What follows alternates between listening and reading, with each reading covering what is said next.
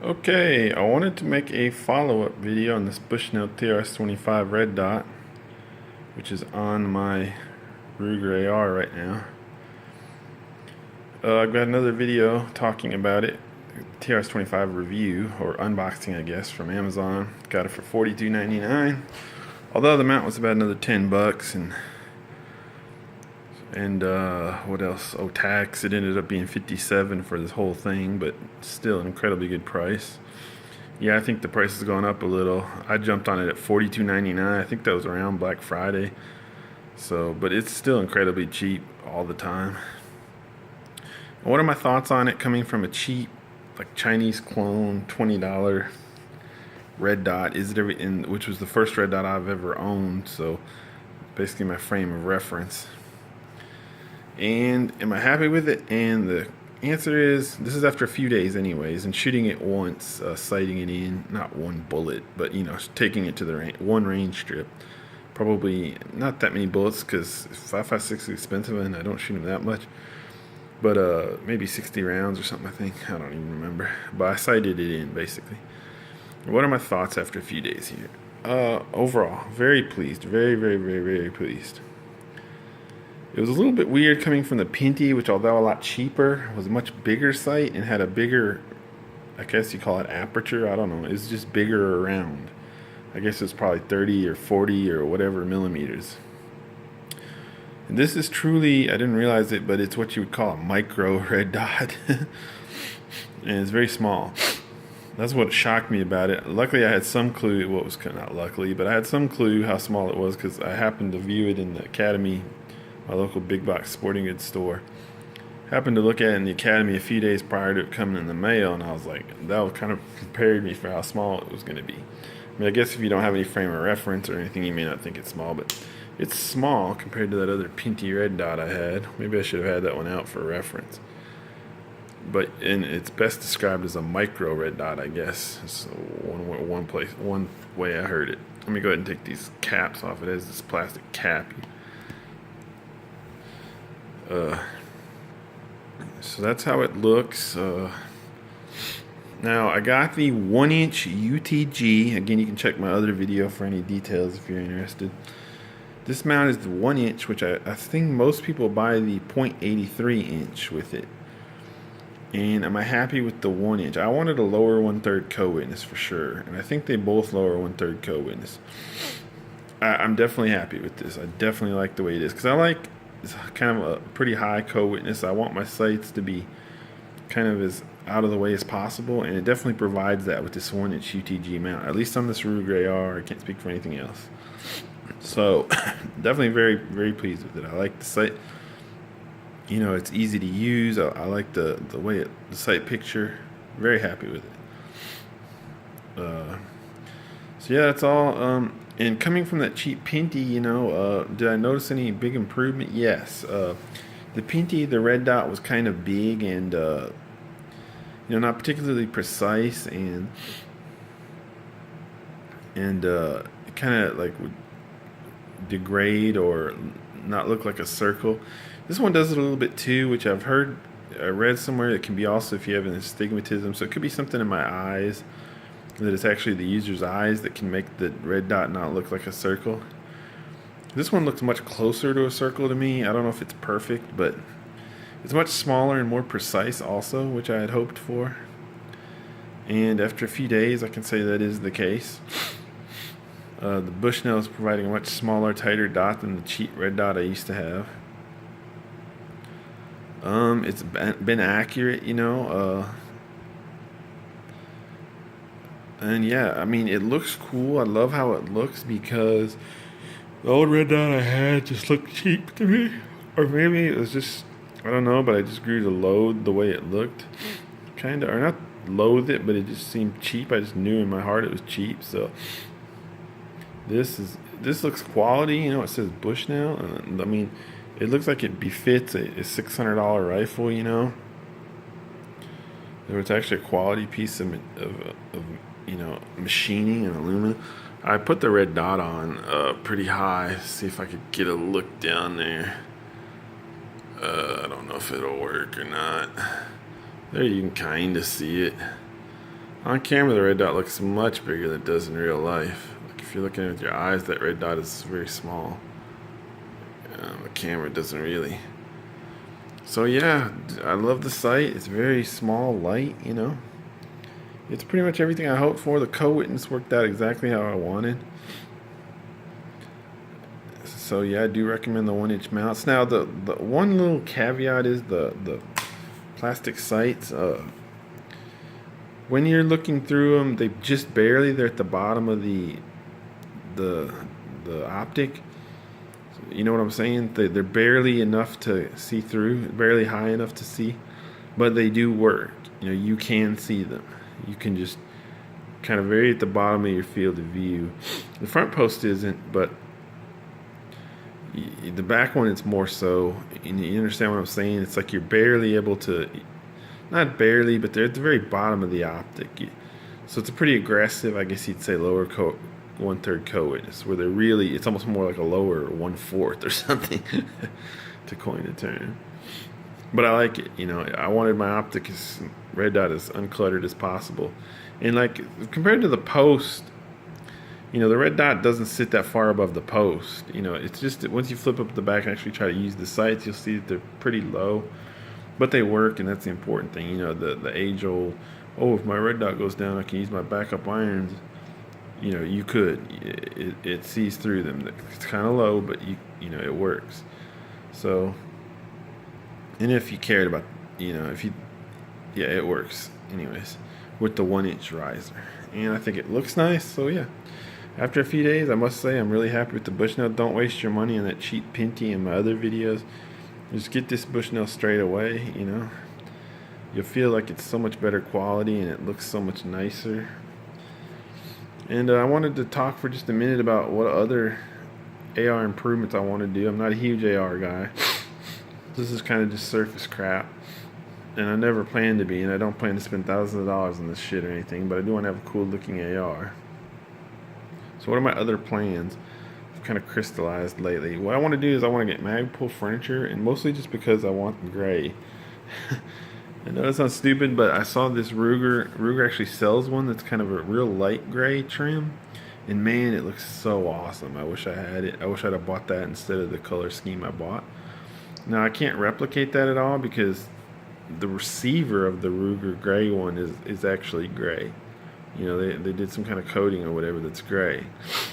It's a real light gray. It's real neat looking. It's not the Magpul furniture is fairly dark gray. Like it's not that much lighter than this black stuff, you know. I mean, it is, but this gray that the Ruger was made with, it's the same. What I'm trying to say is the same Ruger is sold in like a colored version.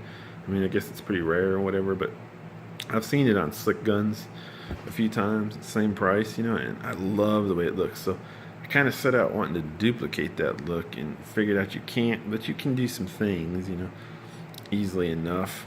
You know, besides Cerakoting or something, which if you don't know what Cerakoting is, it's like they actually color your gun with something called Cerakote, but it's expensive and I ain't gonna bother with it. But yeah, so I'm gonna get the gray trim to make kind of a two-tone AR, because I love those two-tone. I think they look much better than just black, and especially in the gray. You know, flat dark earth doesn't appeal to me as much, and olive green doesn't appeal to me, you know, as much. I'd still probably take any of those over just a black one, but I'm definitely going with the gray, even though it's kind of an understated gray from Magpul. And the things that you can change out are the grip, the buttstock easily, and the foregrip, or handguard, I guess. And so those are what I'm going to do. It's going to run about $100, which isn't bad. Like this handguard is, I think, $40 from Magpul's website, $39.95. I don't know if you can get it cheaper online. I don't think you can get it much cheaper online, but so $40 for this. This is only $19.95. And then this is about $35, I think it was, to replace this with the Magpul. So add those up, $40, $35, $75. It's like $95 for the 3 pieces, plus tax, I guess. So not bad. I mean, it is kind of for just a cosmetic. At the end of the day, all that is a cosmetic thing, you know. Because I don't really care about, like, I think it's kind of stupid. People think like the grip is superior. really, this grip's fine. Like, you really think you need another one? I mean, come on. And I went on this forum asking about this, and people were all berating me. I was like, what's the big deal about furniture? Does it really matter? Oh, yeah, you're dumb. It matters. I was like, but, so I have no illusions that the function is going to matter to me. Because, like I said, what's wrong with this pistol grip? Unless you're shooting thousands and thousands of rounds or something, who cares? Same with this buttstock. What's wrong with that? What's wrong with this? And I know, heat shield. Well, you never normally shoot an AR enough to need the heat shield, Okay, if like I said, if you're teaching a class or like I read somewhere, not like I said, but, or, if you're just this heavy duty shooter, I can't afford to shoot that much ammo, first of all. So you're never going to need a heat shield, really, unless you're that guy who needs one, I guess. But anyways, the point is, so I have no illusions that these things are for function, honestly, or function. They're just for form for me. I like the gray. I think they look cooler. Like, particularly the handguard, now that I've gotten used to it, I think this looks kind of, not bad, but I much prefer the Magpul handguard. It looks much cooler. Now, the front post is a whole nother story. I've gone back and forth on this. Part of me kind of hates the front post being in the way of the optics, but I've looked into getting rid of it, and it's a big pain in the butt and not worth it. And then I'm OCD about a lot of shit, and that's a problem. Because you can replace this with a different gas block, but like then you get into this whole issue of some of the gas blocks are they're attached by called set screws. The replacement gas box low profile. And I want mine to be pinned because it's more sturdy. Like I said, it doesn't matter if you're not like an infantryman or something. But whatever. In the end, I think I'm just going to stick with this A2 post. It also would be expensive. Whatever I would do to get rid of this A2 post is going to cost probably hundreds of, at least $100, $150, $200. And I don't think it's really worth that much, I mean, I could get rid of this, put a low profile gas block. My dad could probably help me. I might be worried about it being attached securely enough, being with the set screw issue. But, then I have to get a free floating handguard, I believe, and that's going to be at least $50 for a decent one, I'm sure. And the gas block will be at least 20 to 50, and, on and on. So you're looking at least 100, and that's like best case. I don't know how much a good free float handguard really is. It might be more like $70 or $100, not 50. Or even a decent. I never look for the best, just something that's basic and decent, like this red dot. So yeah, I'm real happy with it.